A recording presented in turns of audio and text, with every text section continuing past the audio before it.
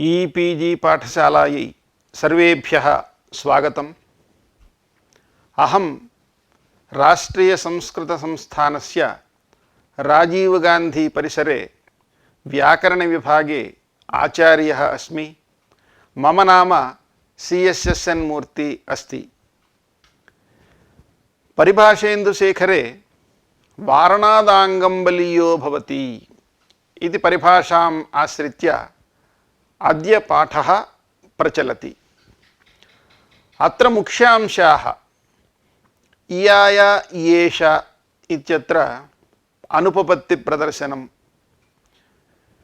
वारणादाङ्गम्बलीयः इति परिभाषायाः अर्थविवरणम्, परिभाषायाः ज्ञापकप्रदर्शनम्, अत्र प्राचीनानाम् आशयवर्णनम्, ग्रन्थकर्तुः आशयवर्णनम् इत्येवमाद्याः विचाराः अद्य अत्र प्रस्तूयन्ते। पूर्वम् असिद्धं बहिरङ्गमन्तरङ्गे इति परिभाषायाः अपवादभूताः चतस्रः परिभाषाः निरूपिताः। ताः परिभाषाः नाजानन्तर्ये बहिष्वप्रक्लुप्तिः, अन्तरङ्गानपि विधीन् बहिरङ्गो लुग्बाधते, पूर्वोत्तरनिमित्तककार्यात् पूर्वम् अन्तरङ्गोऽपि एकादेशो न, अन्तरङ्गानपि विधीन् बहिरङ्गो ल्यब्बाधते इति। अस्मिन्नपि पाठे असिद्धं बहिरङ्गमन्तरङ्गे इति परिभाषायाः अपवादभूतायाः परिभाषायाः निरूपणं क्रियते। इयाय इयेष इत्यत्र दोषः असिद्धं बहिरङ्गमन्तरङ्गे इति परिभाषायाः स्वीकारे प्राप्नोति। प्रथमतः इयाय इति रूपं कथं भवति इति परिशीलयामः। इण् गतौ इति धातुः अस्ति। अयञ्च धातुः आदादिकः अस्ति। अस्य एति इति लट् रूपं भवति। इयाय इति लिट्लकारे। इण् गतौ इति धातोः कर्तरि लिट्, परस्मैपदे तिप्रत्यये इ ति इति स्थिते परस्मैपदानां नळतुषु स्थलतु सणल्वमाः इचनेन तिपः नलादेशे, नल् इत्यत्र आ एव शिष्यते। इ आ इति स्थिते नलः नित्वात् अचोयणिति इत्यनेन द्वितीयखण्डस्य अचोयणिति इदानीं नल् नलि इ आ इत्यवस्थायां लिटिधातोरनभ्यासस्य इत्यनेन धातोः द्वित्वे इ आ इति जाते। इदानीं नलः नित्वात् अचोयणिति इत्यनेन उत्तरखण्डस्य धातोः द्वित्वे इकारस्य ऐकारे इ ऐ आ एचोयवायावः इत्यनेन अयादेशे इ आय् आ, अभ्यासस्यासवर्णे इत्यनेन अभ्यास इवर्णो वर्णयोः इयङोङौ स्तः असवर्णे अचि इति कथनात् प्रकृते असवर्ण अच् आय् इत्यत्र आकारः, तस्मिन् परे अभ्यासयवर्णस्य इयङादेशे इय् आय् आ मेलने इयाय इति रूपं भवति। एवमेव इयेष इत्यत्र इषु धातोः लिट् प्रथमपुरुष एकवचने तिप्रत्यये नलादेशे, लिटिधातोरनभ्यासस्य इत्यनेन धातोः द्वित्वे इषु इषु आ हलादिशेषे, अभ्यासस्य हलादिशेषे इ इषु आ। इदानीं नलं निमित्तीकृत्य नलः आर्धधातुकत्वेन पुगन्तलघुपदस्य च इच्छनेन उत्तरखण्ड इषु धातोः गुणे इ एषु आ इदानीम् अभ्यासस्यासवर्णे इच्छनेन असवर्णाच्परकत्वात् एकारपरकत्वात् अभ्यासस्य इयङादेशे इयु एषु आ मेलने इयेष इति रूपं भवति। एवं इये इयाय इयेष इति रूपयोः सिद्धिः भवति। इदानीं शङ्का, यदा इण्गतौ इति धातोः द्वित्वं कृतं तदानीम् इ ई आ इत्यस्ति। अस्याम् अवस्थायां इ ई अनयोः उभयोः अकस्सवर्णे दीर्घः इत्यनेन सवर्णदीर्घः प्राप्नोति। इकारस्य नलन्निमित्तीकृत्य, इकारः नाम धातुः, धातोः नलन्निमित्तीकृत्य अचो एणति इत्यनेन वृद्धिः प्राप्नोति। पूर्वं रूपनिष्पत्तिवेलायाम् अस्माभिः तत्र अचो एणति इत्यनेन वृद्धिः कृता। इदानीम् अत्र शङ्का, सवर्णदीर्घः भवति वा वृद्धिः भवति वा इति चेत् अत्र सवर्णदीर्घः अन्तरङ्गः भवति। यतोहि सवर्णदीर्घः इकार इकारयोः उभयोः क्रियते। वृद्धिस्तावत् बहिर्भूत नल् निमित्तकः अस्ति। अतः अन्तरङ्गत्वात् प्रथमं सवर्णदीर्घः प्राप्नोति असिद्धं बहिरङ्गमन्तरङ्गे इति परिभाषया। सवर्णदीर्घे सति इ आ इति भवति। इदानीं कथञ्चित्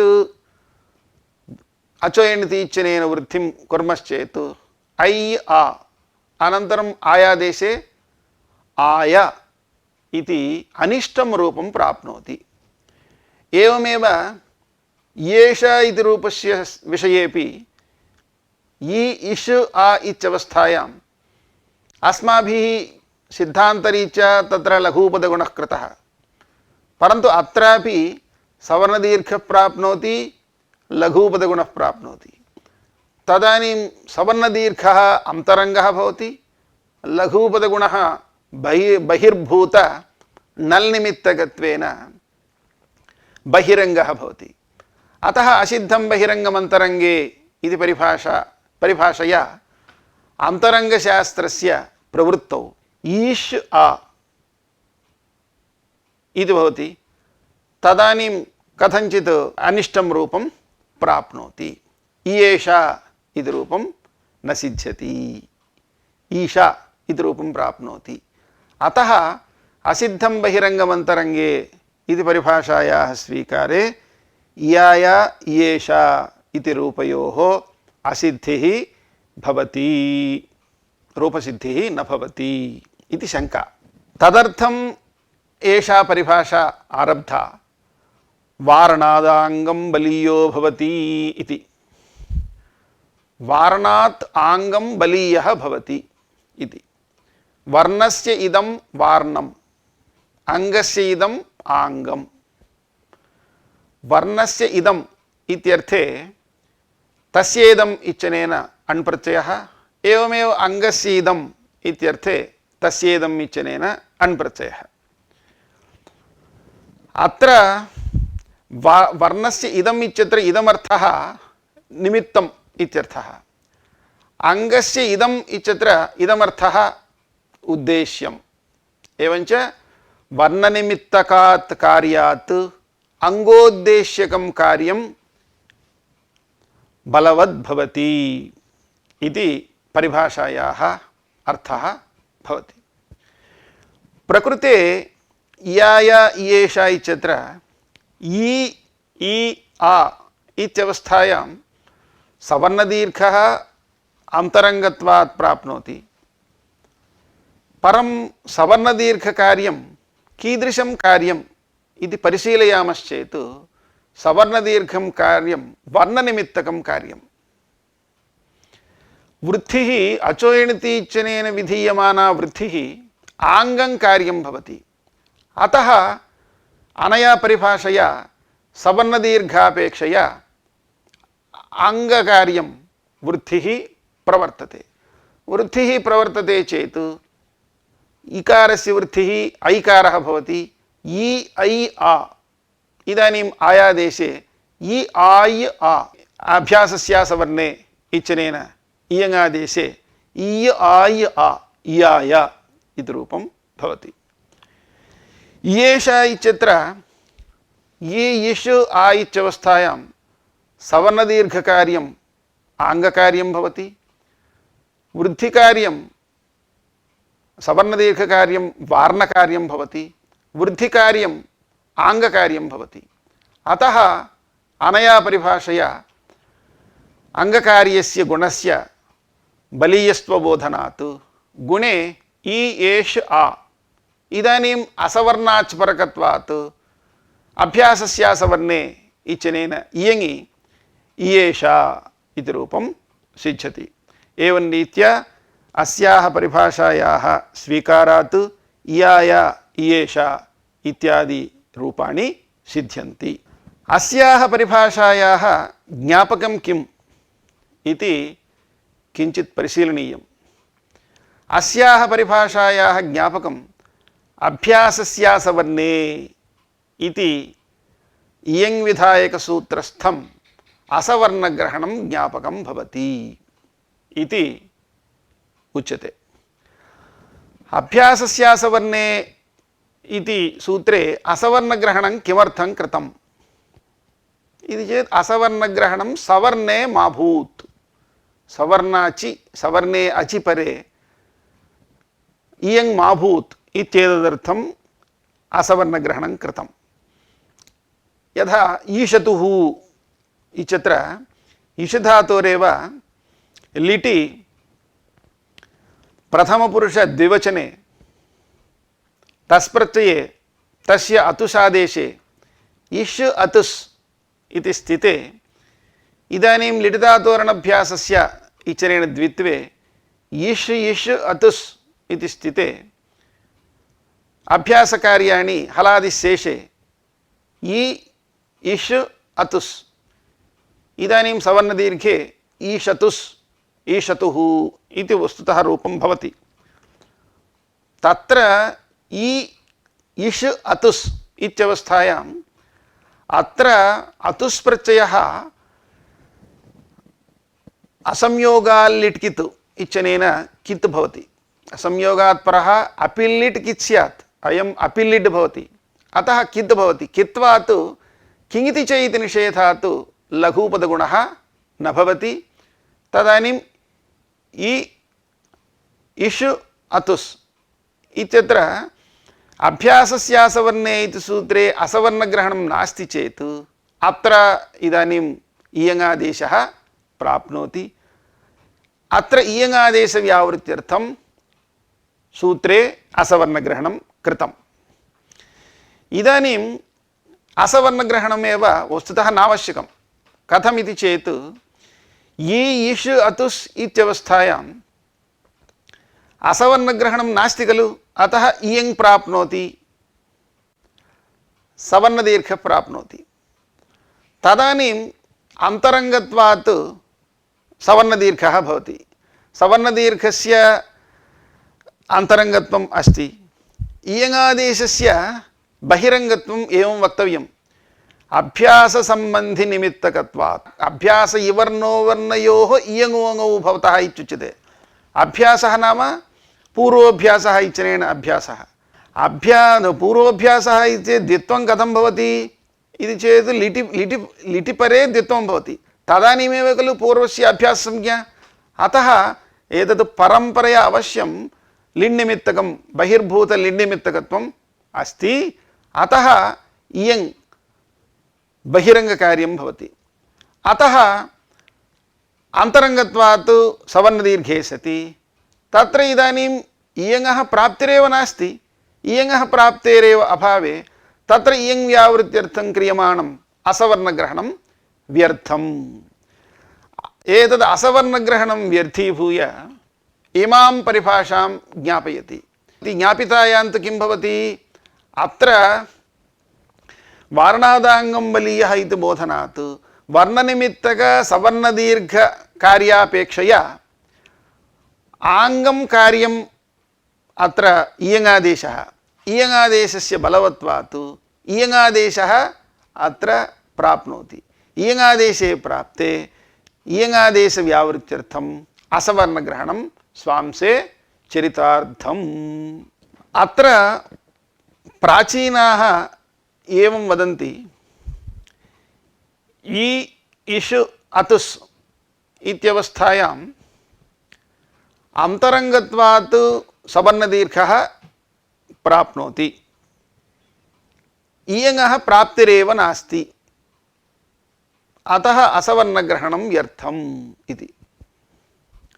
इ इषु अतुस् इत्यवस्थायां सवर्णदीर्घ एव भवति, अतः तत्र इयङः प्राप्तेरेव अभावे असवर्णग्रहणं व्यर्थम् इति। अत्र सवर्णदीर्घ इयङोः अन्तरङ्गबहिरङ्गविचारः कर्तुम् अशक्यः इति तेषाम् आशयः। कथम् इति चेत् तेषाम् आशयो न अस्माकम् आशयः। कारणं सवर्णदीर्घः सर्वत्र भवति, इयङादेशस्तु अभ्यासस्य एव भवति। अभ्यासे इवर्णः भवति चेदेव उवर्णः भवति चेदेव इयङोङो भवतः, अतः अपवादत्वात् इयङ् भवति। यदि सर्वत्र अन्तरङ्गत्वात् सवर्णदीर्घ एव क्रियेत तदानीम् इयङ् शास्त्रं निरवकाशं भवति। अतः निरवकाशत्वात् सवर्णदीर्घं बाधते। अतः सवर्णे इयङ् प्राप्ते, सवर्णे इयङादेशः प्राप्नोति, प्राप्ते तद्वारणाय असवर्णग्रहणम् इति। अत्र एवमुच्यते, अस्य अपवादत्वं सवर्णदीर्घस्य अपवादत्वं इयङः वक्तुं न शक्यते इति ग्रन्थकारः वदति। तत्र कारणम् अपवादशास्त्रम् इति चेत् सर्वथा निरवकाशं भवति चेत्, परन्तु इयर्ति इत्यादि सकललक्ष्यप्राप्तयणपवादत्वस्यैव एरणाप्राप्तिन्यायेन अपवादत्वनिर्णयात् इति ग्रन्थकारस्य पङ्क्तिः अस्ति। अतः इयर्ति इत्यादि स्थलेषु सकललक्ष्येषु यत्र इयङादेशः विषये यणादेशः प्राप्नोति तादृशस्यैव इयङ् अपवादः इति वक्तव्यः। अतः अत्र अन्तरङ्गत्वात् अनवकाशत्वम् अपवादत्वात् इयङ् भवति इति वक्तुं न शक्यते इति।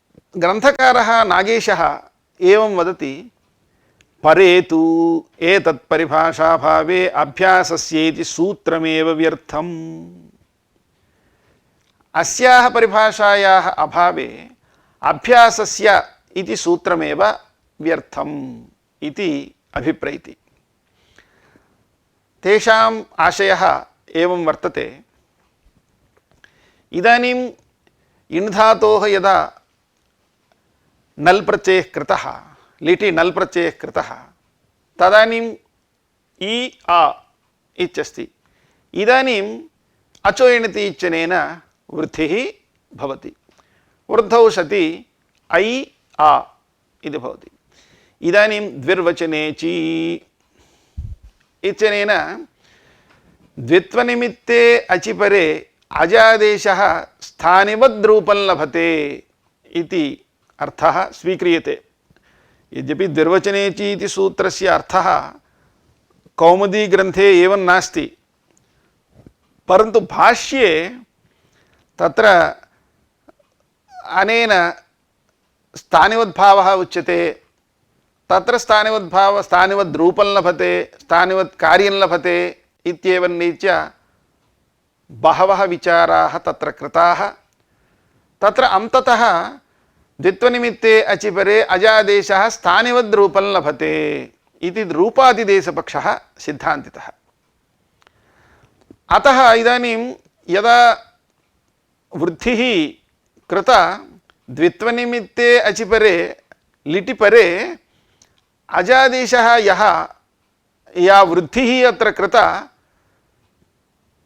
तस्य स्थानिवद् रूपं लभते, वृद्धेः स्थानिवद् रूपं भवति।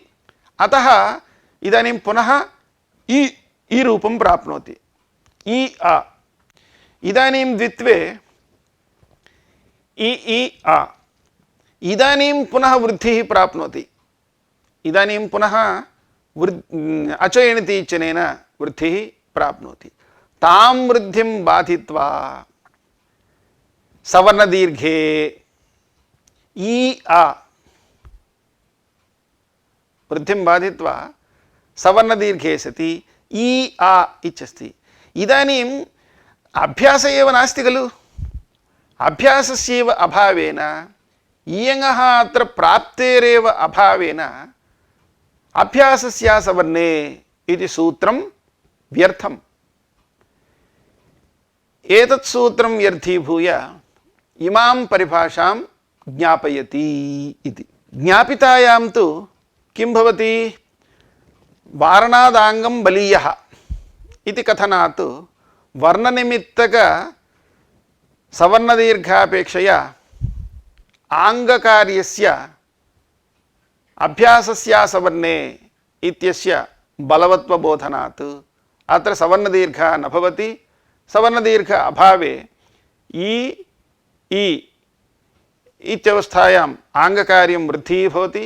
तदानीम् ई ऐ आ, इदानीम् आयादेशे इयाया इति रूपं भवति इति अस्य सूत्रस्य स्वांसे चारितार्थ्यं वक्तुं शक्यते। इयर्ति इति सूत्रम्, इयर्ति इत्यत्र अस्य सूत्रस्य सार्थक्यम् अस्ति। रुधातुः जुहोत्यादिगणे अस्ति, तस्य लट् कर्तरि लट् प्रथमपुरुष एकवचने तिप्रत्यये कर्तरि शेपु इत्यनेन शेपु, तस्य जुहोत्यादिभ्यः श्लुः इत्यनेन श्लुः भवति। श्लुः नाम प्रत्ययस्य लुक् श्लु लुपः, अतः श्लु नाम प्रायः अदर्शनमेव। तर्हि जुहोत्यादिभ्यः श्लुः इत्यनेन श्लु अनन्तरं श्लौ इत्यनेन धातोः द्वित्वं भवति। द्वित्वे सति रु रु ति इति जाते इदानीम् अर्तिपिबर्त्योश्च इति सूत्रेण अत्र अभ्यास ऋकारस्य इकारः भवति।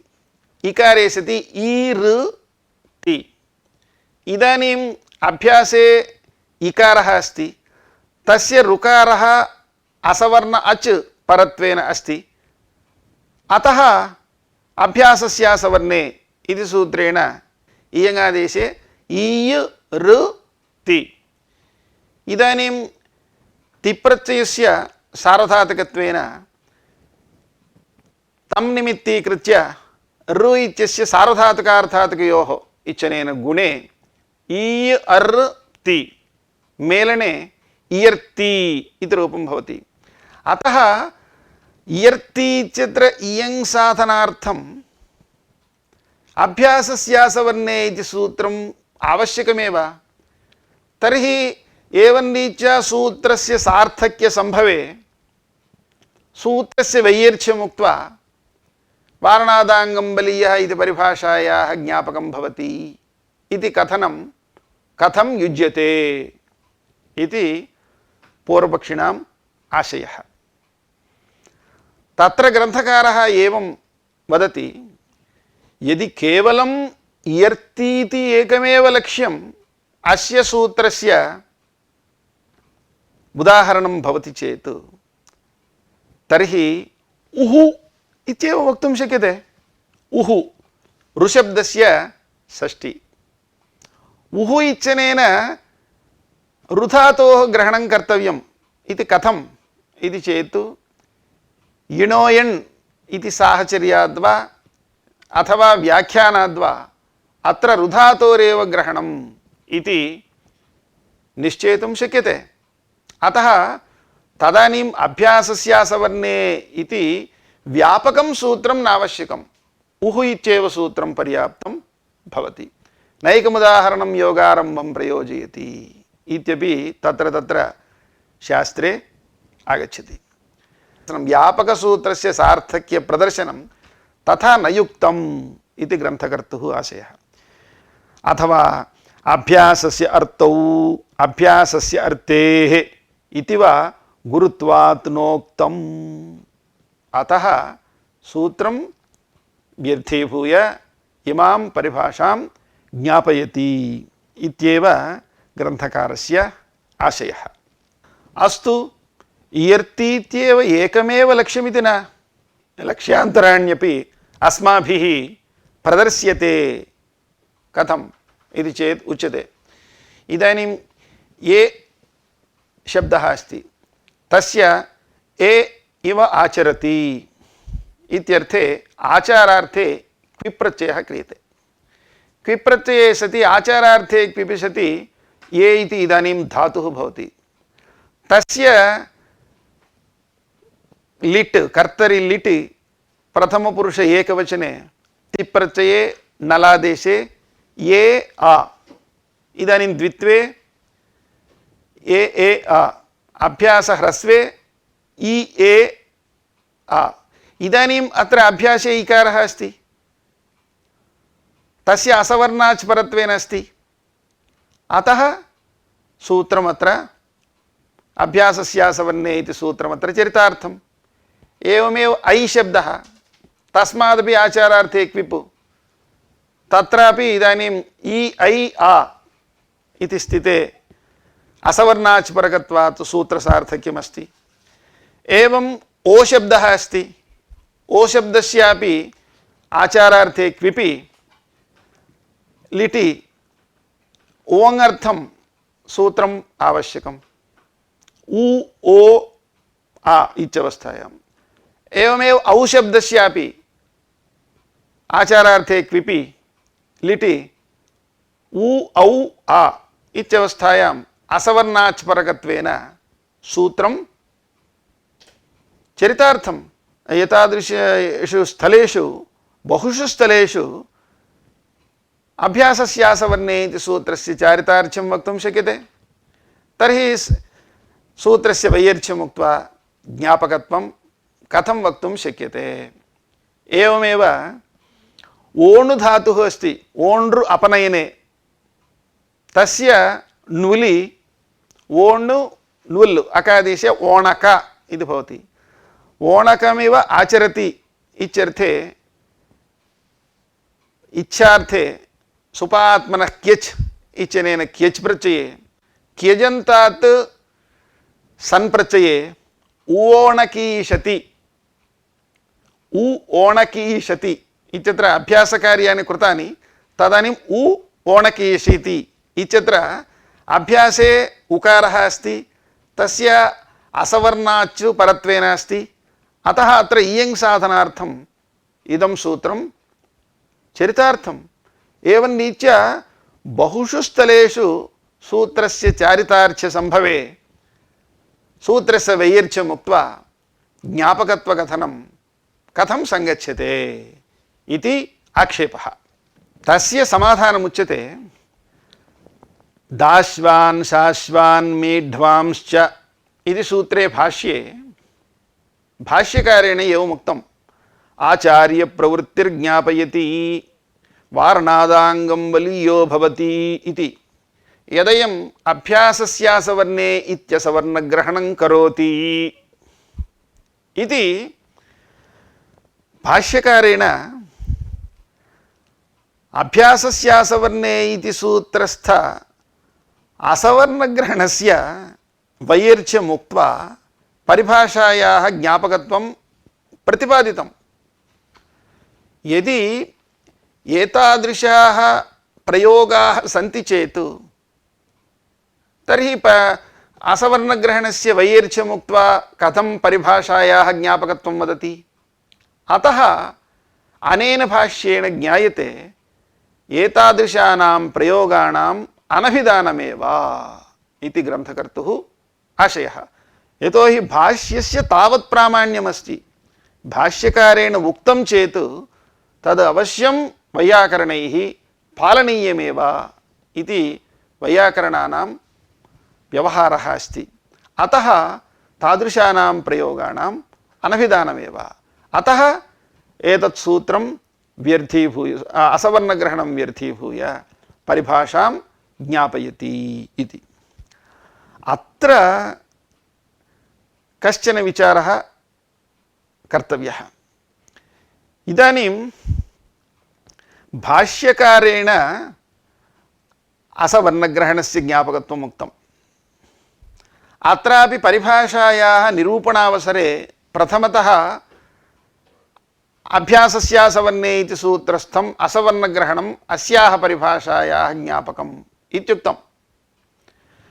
तेषां मतं ग्रन्थकारेण खण्डयित्वा सम्पूर्णं सूत्रम् अस्याः परिभाषायाः ज्ञापकम् इत्युक्तम्। परं प्राचीनैः यदुक्तं तद् वस्तुतः भाष्यसम्मतमस्ति खलु। तर्हि तेषां मतं खण्डयित्वा भवान् इदानीं सम्पूर्णसूत्रस्य ज्ञापकत्वं वदति, एतत् भाष्यविरुद्धमप्यस्ति खलु इति चेत्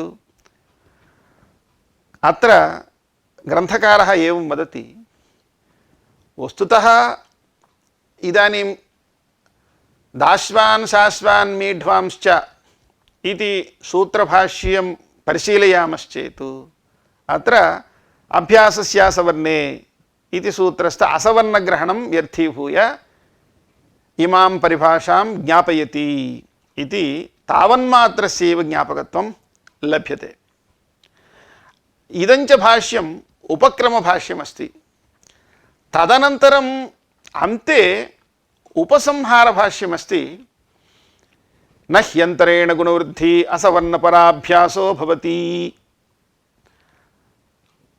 उत्तरखण्डस्य गुणवृद्धि अन्तरेण असवर्णपराभ्यासः भवति इति उपसंहारग्रन्थेन असवर्णपराभ्यासः इति कथनात् अत्र इदानीं सम्पूर्णसूत्रस्य ज्ञापकत्वम् इति लभ्यते। इदानीम् उपक्रमभाष्ये असवर्णग्रहणस्यैव ज्ञापकत्वम् इत्युच्यते। उपसंहारभाष्ये सम्पूर्णसूत्रस्य ज्ञापकत्वम् इत्युच्यते। एवम् उपक्रमोपसंहारयोः विरोधः जातः। तदानीम् एकः न्यायः अस्ति, उपक्रमोपसंहारयोः विरोधे उपक्रमस्यैव प्राबल्यम् इति। अतः यदि उपक्रमोपसंहारयोः मध्ये विरोधः भवति चेत् तदानीम् उपक्रमस्यैव प्राबल्यम् इति न्यायेन उक्तं खलु।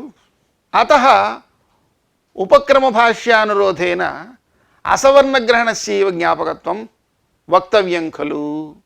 तवैव भाष्यविरोधः अस्ति, ग्रन्थकर्तुरेव भाष्यविरोधः अस्ति, प्राचीनोक्तं तु युक्तमेव खलु इति चेत् उच्यते। उपक्रमोपसंहारयोः उपक्रमस्यैव प्राबल्यम् इति न्यायः शास्त्रे बहुत्र स्वीक्रियते, परन्तु अत्र तु न स्वीक्रियते। कारणं भवदुक्तं अयुक्तं भवति इत्याशयेन भवता अत्र न स्वीक्रियते वा इत्याक्षेपोऽपि भवेदिति मत्वा तत्र ग्रन्थकारः एवं वदति, अनन्तरभाष्यविरोधात् अत्र उपसंहारस्यैव प्राबल्यम् इति। तत्र कारणम् अग्रे नैतदस्ति ज्ञापकम् अर्थ्यर्थमेतत् स्यात्। एतत् ज्ञापकं न भवति, अर्थ्यर्थमेतत् स्यात्। अर्थ्यर्थम् इयर्ति इत्येतदर्थम् एतत् भवति। एतद् भवति नाम कस्य? सम्पूर्णसूत्रस्य तत्र ज्ञापकत्वम् उक्तम्। इयर्ति चित्र इयं कृतं खलु। सम्पूर्णसूत्रस्य उदाहरणम् इयर्ति, अतः तदेव तत्र भाष्यकारः प्रदर्शितवान्। यदि असवर्णग्रहणस्यैव वैयर्थ्यं भाष्यकारस्य आशयः स्यात् तदानीम् असवर्णग्रहणस्य एव उदाहरणानि प्रदर्शयति स्म। यथा ईशतुः ऊखतुः इत्यत्र असवर्ण उपक्रमोपसंहारयोः उपक्रमस्यैव प्राबल्यम् इति न्यायः नात्र स्वीक्रियते। तत्र कारणम् अग्रिमभाष्ये एवमस्ति, नैतदस्ति ज्ञापकम् अर्थ्यर्थमेतत् स्यात् इति। अतः सम्पूर्णसूत्रस्य यदुदाहरणमस्ति इयर्ति इति तदेव भाष्यकारेण तत्र प्रदर्शितं। यदि असवर्णग्रहणस्य वैयर्थ्यं चेत् तदानीम् असवर्णग्रहणस्य उदाहरणानि ईशतुः ऊखतुः इत्यादीनि भाष्यकारः प्रदर्शयेत्। अतः सम्पूर्णसूत्रस्य उदाहरणं भाष्यकारेण प्रदर्शितम्। अतः अत्र उपक्रमोपसंहारयोः मध्ये उपक्रमस्य प्राबल्यम् इति न्यायः भाष्यकारेण न स्वीकृतः। अतः मदुक्तरीत्या सम्पूर्णसूत्रस्यैव ज्ञापकत्वं भाष्यकारस्य अभिमतमस्ति। केवलम् असवर्णग्रहणस्य ज्ञापकत्वम् इति कथनं किञ्चित् चिन्तनीयमस्ति इति ग्रन्थकारः अभिप्रैति।